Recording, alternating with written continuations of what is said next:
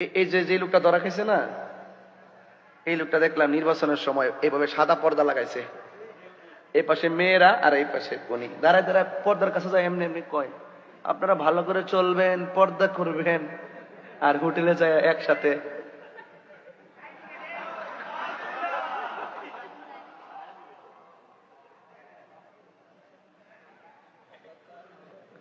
মেয়ের বয়স 14, বাপের বয়স 36, আইনের বয়স 60 না 65। কি একটা হিসাব নিকাশ দেখছেন নি? 75 নি 75 65 বছরের বড়। এগুলো হলো বিকৃত মানসিকতা।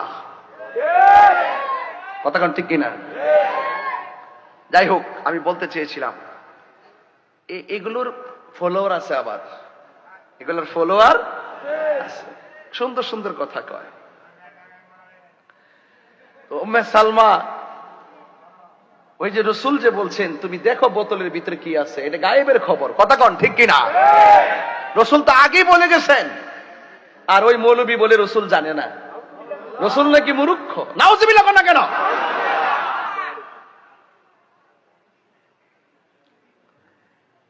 আমাকে অনেকে বলে হুজুর দেশের পরিস্থিতি তো ভালো না, এখন আপনি একটু হিসাব নিকাশ করে কথা বলেন।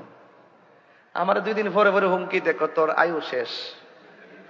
আমি কই আপনি আজরাইলের দায়িত্ব কোন দিন থেকে পাইছেন? আপনি আজরাইলের দায়িত্ব কোন দিন থেকে পাইছেন তা আমার সামনে আয়েন।